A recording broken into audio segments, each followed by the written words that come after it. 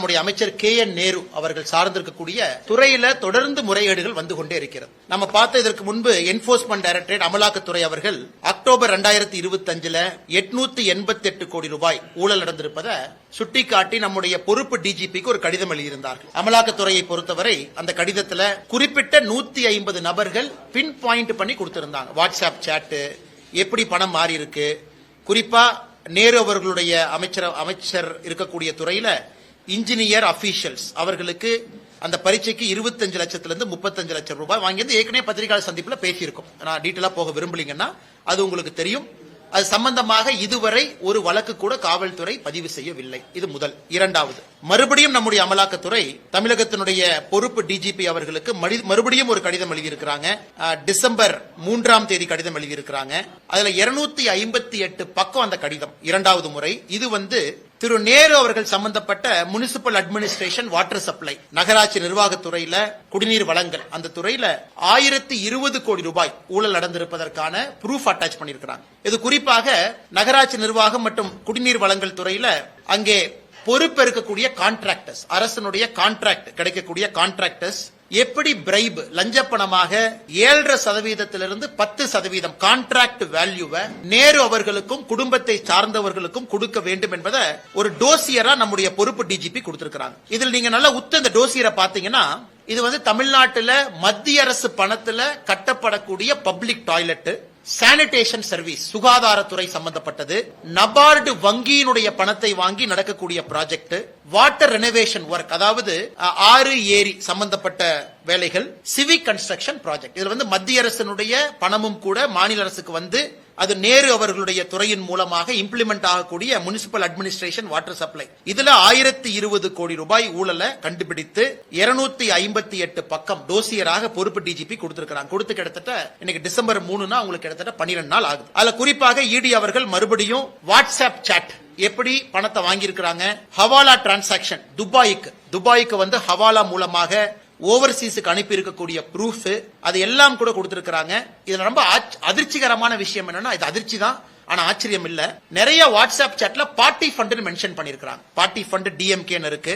அதையும் கூட அமலாக்கத்துறை அந்த 258 பேஜ் டோசியர்ல அதையும் கூட ஹைலைட் பண்ணிருக்காங்க.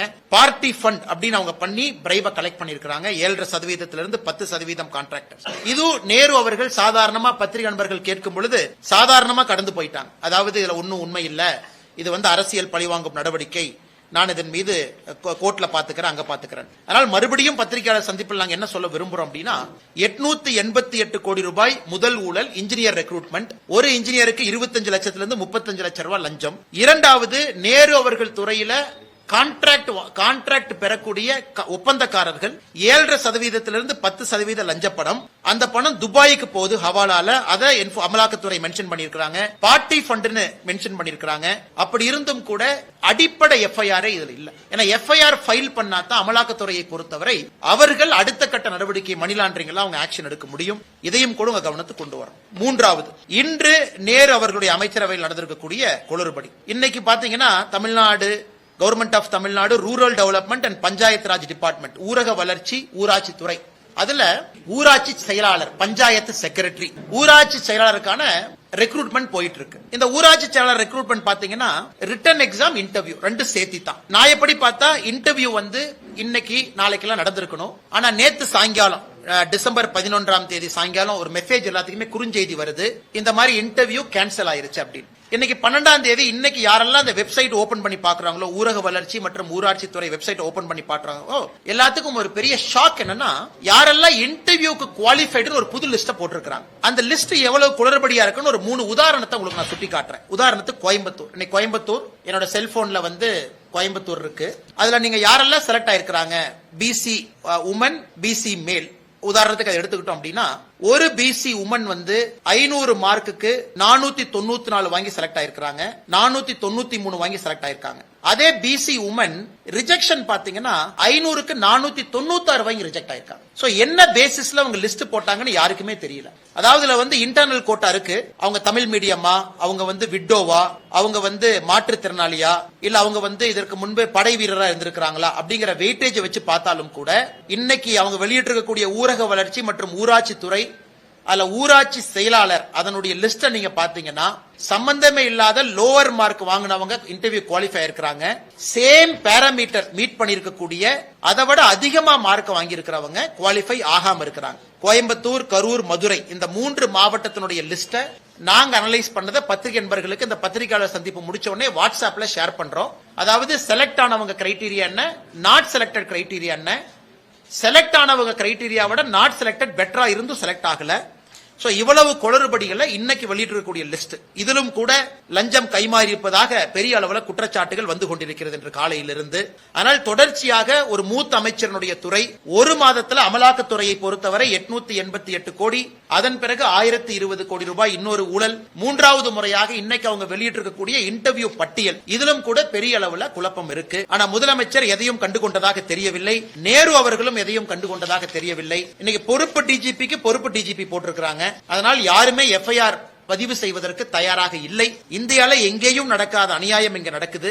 அதனால இவ்வளவு ஊழல் குற்றச்சாட்டு மட்டுமில்ல, டோசியர் கொடுத்து ப்ரூஃப் கொடுத்தும் கூட நான் எஃப்ஐஆர் போட மாட்டேன் என்று ஒற்றை கருத்துல எங்க தமிழகத்தினுடைய காவல்துறையினுடைய உயரதிகாரிகள் இருக்கிறாங்க. இதை நம்முடைய பத்திரிகை நண்பர்களுக்கு நாங்கள் உங்க கவனத்துக்கு கொண்டு வர்றோம். நீதியரசர் திரு GR சுவாமிநாதன் அவர்களுடைய வழக்கு, அவர் நடத்தி கொண்டிருக்கக்கூடிய வழக்கு இன்னைக்கு பாராளுமன்றத்தில் லோக்சபால இந்த ஜட்ஜஸ் என்கொயரி ஆக்ட் அதன் அடிப்படையில் 100 லோக்சபா எம்பி கையெழுத்து போட்டு கொடுத்தா இம்பீச்மெண்ட் ப்ராசஸ் ஆரம்பிக்கும். At least process will get started. இன்னைக்கு 120 பேர் கையெழுத்து போட்டு கொடுத்திருக்காங்க. இன்னைக்கு பாராளுமன்றத்தில் நம்முடைய உள்துறை அமைச்சர் அமித்ஷா அவர்கள், தெற்கு தொகுதி எம்பி தேஜஸ்வி சூர்யா அவர்கள், நிறைய நம்முடைய மூத்த தலைவர்கள் எல்லாம் கோடிட்டு காட்டுறாங்க.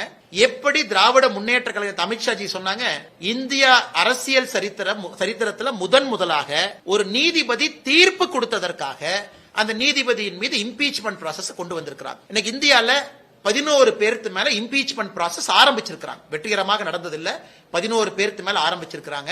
அதுல 10 பேருக்கு மேல நீங்க பாத்தீங்கன்னா யாரும் இதுக்காக கிடையாது, பணம் வாங்கி இருக்கிறாங்க, அல்லது வீட்டுல பணம் இருந்துச்சு, அல்லது கூட இருக்கக்கூடிய இவங்களை தவறான முறையில் நடத்தி இருக்கிறாங்க, இந்திய இறையாண்மைக்கு எதிராக அவங்க நடந்திருக்கிறாங்க. இப்படித்தான் இருந்திருக்கோ தவிர அவங்க ஒரு தீர்ப்பு கொடுத்திருக்காங்க அப்படிங்கறதுக்காக கிடையாது. அதனால இன்னைக்கு திராவிட முன்னேற்ற கழகம் அதை அப்படியே மாத்தி அந்த இம்பீச்மெண்ட் நோட்டீஸ்ல திரு GR சாமிநாதன் அவர்கள் மீது பல அவதூற பரப்பி இருக்கிறாங்க. குறிப்பிட்ட ஒரு சமூகத்தினுடைய வழக்கறிஞர்களுக்கு மட்டும் முன்னுரிமை கொடுக்கிறாரு, அவருடைய ஜாதியை உள்ள கொண்டு வந்திருக்கிறாங்க, இந்திய இறையாண்மைக்கு எதிராக இருக்கிறாங்க. இவ்வளவு பொய்களை பாராளுமன்றத்தில் பேசியதை நம்முடைய உள்துறை அமைச்சர் அவர்கள் சுட்டி காட்டியிருக்கிறாங்க. இதுல உத்தவ் தாக்கரே போன்றவர்களும் கூட இதுல அவங்களுடைய கட்சி சார்பாக கையெழுத்து போட்டிருப்பது நமக்கு அதிர்ச்சியும் வேதனையும் அளிக்கிறது. ஆனால் நிச்சயமாக ஒரு பக்கம் நம்ம பார்க்கிறோம், GR சாமிநாதன் அவர்கள் கடந்த 8 ஆண்டுகள்ல பெரிய கேசஸ் 75,000 கேஸ் சால்வ் பண்ணிருக்காங்க. நம்ம பார்த்தோம் 75,000 கேஸ் ஹையஸ்ட் வெல் பெர்ஃபார்மிங் ஜட்ஜஸா இருக்கிறாங்க. அப்படி இருந்தும் திராவிட முன்னேற்ற கழகம் இந்திய அளவுல நம்முடைய ஜுடிஷியரியினுடைய நடவடிக்கையை கேலிக்குத்தாக்கி இருக்கிறாங்க. நம்முடைய நீதி அரசர்களுக்கு ஒரு விதமான பயத்தை ஏற்படுத்தி இருக்கிறாங்க. யாராவது நேர்மையா தீர்ப்பு கொடுத்தா நமக்கும் இந்த நிலைமை தான் நடக்கும் அப்படிங்கிற ஒரு பயத்தை திராவிட முன்னேற்ற கழகத்தினுடைய எம்பிக்கள் பாராளுமன்றத்தில் ஏற்படுத்தி இருக்கிறாங்க. உங்களுக்கு தெரியும், இந்த நோட்டீஸ் கொடுத்ததுக்கு அப்புறம் ஸ்பீக்கர் 3 பேர் கொண்ட குழுவை உருவாக்குவாங்க. அந்த 3 பேர் கொண்ட குழு அவங்க என்கொயரி பண்ணிட்டு தவறா இருக்கு சரியா இருக்கு ரிப்போர்ட் கொடுத்ததுக்கு அப்புறம் பார்லிமெண்ட்ல 2/3 of members present and voting, 50% of total members, அத்தனை பேர் ஓட்டு போடணும். அதெல்லாம் நடக்கிறதுக்கு வாய்ப்பே இல்லை. அந்த ப்ராசஸ்க்கு அது போகவே போகாதுங்க. ஏன்னா 120 பேர்த்தினால பார்லிமெண்ட்ல அவங்களால அந்த ப்ராசஸ் ஜெயிக்க முடியாது. பட் இருந்தும் நீதி அரசனுடைய மாண்புக்கு இவர்கள் தேவையில்லாத ஒரு பிரச்சனையை விளைவித்திருக்கின்றார்கள். அவங்களுடைய மாண்புக்கு பங்கம் விளைவித்திருக்கின்றார்கள். அந்த ப்ராசஸ் அடுத்த ஸ்டேஜுக்கு போகாதுங்க. ஏன்னா இந்திய அலையன்ஸ்ல நம்பர்ஸ் கிடையாது, டிஎம்கே அலையன்ஸ்ல நம்பர்ஸ் இல்ல. இருந்தும் கூட ஏன் நாங்கள் இதை சுட்டி காட்டுகின்றோம் என்றால், தமிழகத்தில் இன்னைக்கு நீதி அரசர்கள் நேர்மையான முறையில் பணியாற்றுவதற்கு இங்கே இடமில்லை. திராவிட முன்னேற்ற கழகத்தினுடைய ஆட்சியாளர்கள் எல்லா விதமான பிரச்சனைகளும் உருவாக்குறாங்க.